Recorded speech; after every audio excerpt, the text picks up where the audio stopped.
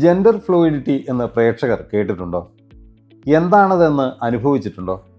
ഏതായാലും നിങ്ങളുടെ മറുപടി ഉണ്ട് എന്നാണെങ്കിലും ഇല്ല എന്നാണെങ്കിലും ഇന്ന് സോഷ്യൽ മീഡിയ മുഴുവൻ ഒരു വാക്കാണ് ട്രെൻഡിങ്. പലപ്പോഴും ചർച്ച ചെയ്യപ്പെടണം എന്ന് ആഗ്രഹിച്ചിരുന്ന ഈ ആശയം മുന്നോട്ട് വച്ചതിന് പ്രകാശ് വർമ്മയ്ക്കും ഭംഗിയായി അത് ഉൾക്കൊണ്ടതിന് മോഹൻലാൽ എന്ന മഹാനടനും അഭിനന്ദനങ്ങൾ. നമസ്കാരം, ഇൻസൈഡറിൻ്റെ ഇന്നത്തെ എപ്പിസോഡിലേക്ക് സ്വാഗതം. ഈ പരസ്യത്തെക്കുറിച്ചുള്ള ചർച്ചകൾ പുരോഗമിക്കുമ്പോഴാണ് എൻ്റെ സുഹൃത്തായ ഒരു മനോരോഗ വിദഗ്ധൻ തൻ്റെ ഒരു ചികിത്സാകാലത്തെ അനുഭവം പറഞ്ഞത്. മകൻ ഒരു വളയെടുത്ത് അണിഞ്ഞ് കണ്ണാടിയിൽ നോക്കി നിൽക്കുന്നത് കണ്ട് ആദി പിടിച്ച് ഒരിക്കൽ ഒരമ്മ എന്നെ വിളിച്ചു അത്രേ. അവൻ മറ്റേ വല്ലതും ആയിരിക്കുമോ എന്നതായിരുന്നു ആദ്യത്തെ ഈ അമ്മയുടെ ചോദ്യം. സത്യത്തിൽ അത് കേട്ടപ്പോൾ സ്വല്പം ദേഷ്യം വന്നെങ്കിലും അവരെ കാര്യങ്ങൾ പറഞ്ഞ് മനസ്സിലാക്കാൻ ഞാൻ ശ്രമിച്ചിരുന്നു. ഒരാളിൽ പല ലൈംഗിക ഭാവങ്ങൾ ഉണ്ടായേക്കാമെന്നത് എത്ര പറഞ്ഞിട്ടും അവർക്ക് ദഹിക്കുന്നുണ്ടായിരുന്നില്ല.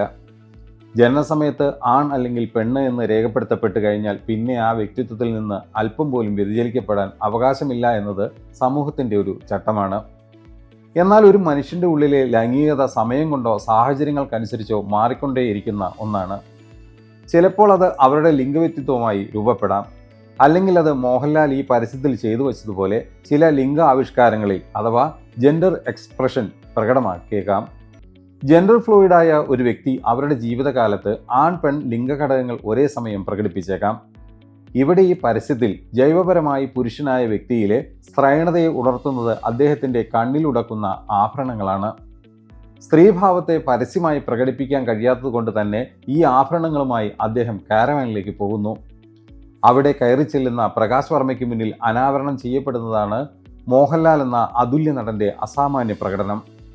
ജെൻഡർ ഫ്ലൂയിഡിറ്റിയിൽ സെക്കൻഡുകൾ കൊണ്ട് മാറിമറിയുന്ന ആൺ പെൺ ഭാവങ്ങൾ ഇത്ര കൃത്യതയോടെ പ്രകടിപ്പിക്കാൻ മലയാളത്തിൽ മറ്റൊരു നടനുണ്ടോ എന്നുള്ളത് സംശയമാണ്.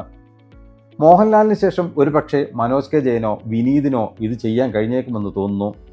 എന്നാൽ അതൊന്നും മോഹൻലാൽ ഈ ചെയ്തു വച്ചതുപോലെയാകില്ല. സുന്ദരി, ത്രിലോക സുന്ദരി എന്ന അകമ്പടിയുമായി നെക്ലേസ് അണിഞ്ഞ ഒരു പെൺകുട്ടിയെ സ്ക്രീനിൽ പ്രതീക്ഷിക്കുന്ന നമ്മുടെ മുന്നിലേക്ക് സുന്ദരൻ, ലോകസുന്ദരൻ, ത്രിലോകസുന്ദരൻ എന്ന പാട്ടിൻ്റെ അകമ്പടിയോടെ മനോഹരമായ സ്ത്രൈണതയോടെ ഒരു പുരുഷനെത്തുന്നതാണ് പ്രകാശ് വർമ്മയുടെ ബ്രില്യൻസ്. ലെസ്ബിയൻ, ഗേ, ബൈസെക്ഷൽ, ട്രാൻസ്ജെൻഡർ, ക്വിയർ, ഇന്റർസെക്ഷൽ, അസെക്ഷൽ എന്നീ വിഭാഗങ്ങൾ എന്താണെന്നും അവ ഓരോന്നിൻ്റെയും പ്രത്യേകതകൾ എന്താണെന്നും അറിയുന്നതിനൊപ്പം ജെൻഡർ ഫ്ലൂയിഡിറ്റിയെ കുറിച്ചും അറിഞ്ഞിരിക്കേണ്ടതുണ്ട്. ലിംഗഭേദങ്ങളും ലിംഗവ്യക്തിത്വവും ഒക്കെ ഇനിയും ചർച്ച ചെയ്യപ്പെടട്ടെ. പ്രകാശ് വർമ്മ ചിന്തിച്ചതുപോലെ ഈ വിഷയത്തെക്കുറിച്ച് ചിന്തിക്കാൻ കൂടുതൽ കലാപ്രവർത്തകർക്ക് കഴിയട്ടെ എന്ന് നമുക്ക് ആശ്വസിക്കാം.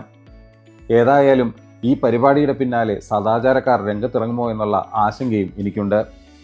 ഏതായാലും ഈ നാട്ടിൽ നടക്കുന്ന കാര്യങ്ങളാണ് ഇവിടെ ചർച്ച ചെയ്യുന്നത്. സോഷ്യൽ മീഡിയയിൽ ട്രെൻഡായതുകൊണ്ട് മാത്രമല്ല, മോഹൻലാൽ എന്ന അപാരമായ ആ നടൻ്റെ നടനവിസ്മയം അത് നമ്മൾ കണ്ട് ആസ്വദിച്ചവരാണ്. സിനിമയിലാകട്ടെ മറ്റ് കലാരൂപങ്ങളിലാകട്ടെ മോഹൻലാൽ എന്ന വ്യക്തി വളരെ വ്യത്യസ്തനാണ്. ദി കംപ്ലീറ്റ് ആക്ടർ, അതാണ് മോഹൻലാൽ.